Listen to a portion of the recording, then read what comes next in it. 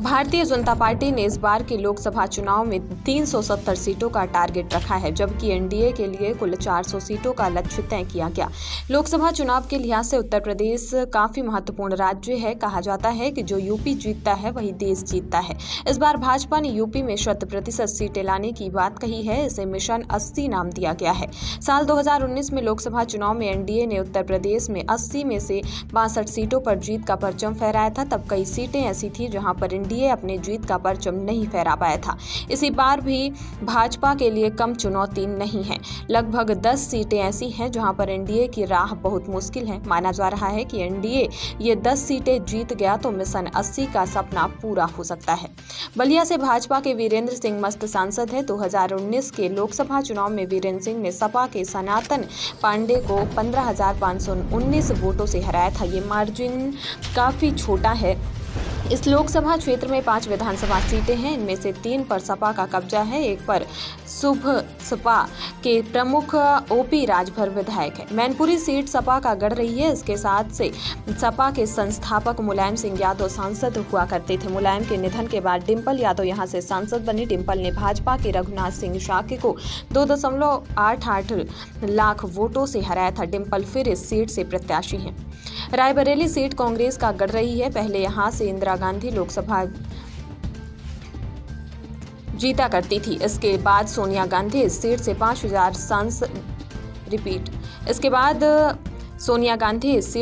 बार सांसद रही। अब सोनिया गांधी राज्यसभा जा चुकी हैं। इस सीट से प्रियंका गांधी चुनाव लड़ती हैं तो भाजपा को कड़ी टक्कर दे सकती हैं। मछली शहर सीट से भाजपा ने 2019 में बेहद छोटे मार्जिन से चुनाव जीता था। भाजपा के बीपी सरोज ने इस सीट पर महज 181 वोटों से चुनाव जीता था। बसपा के त्रिभुवन राम इस सीट पर दूसरे स्थान पर हैं। फिरोजाबाद सपा की परंपरागत सीट रही है। 2019 में शिवपाल सपा से अलग होकर यहां से चुनाव लड़ा था। इस सीट पर हार जीत का अंतर 28,781 वोटों का ही रहा। भाजपा के डॉक्टर चंद्रसेन जादौन ने यहां से जीत दर्ज की। कन्नौज सीट से पिछली बार अखिलेश यादव की पत्नी डिंपल यादव 12,353 वोटों से चुनाव हार गई थी। यहां से सुब्रत पाठक जीते थे। तब शिवपाल यादव सपा से अलग हुआ करते थे। इस बार इस सीट पर सपा भाजपा को कड़ी टक्कर दे सकती है।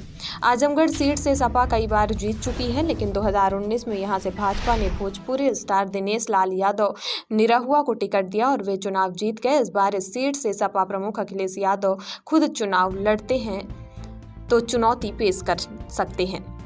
मेरठ सीट से 2019 में भाजपा के राजेंद्र अग्रवाल ने जीत दर्ज की, लेकिन मेरठ सीट से 2019 में भाजपा के राजेंद्र अग्रवाल ने जीत दर्ज की, लेकिन बसपा के हाजी याकूब केवल 4,729 वोटों से ही हारे थे। बीते 3 चुनाव से यहां की जनता अलग अलग पार्टियों को जितवा रही है।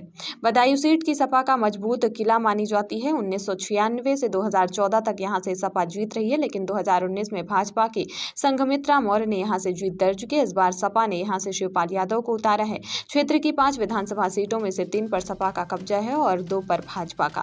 अमेठी देश की सबसे हॉट सीटों में से एक है। 2019 के लोकसभा चुनाव में भाजपा नेता स्मृति ईरानी ने बड़ा उलटफेर करते हुए राहुल गांधी को हराया था। स्मृति 55,120 वोटों से जीती थी।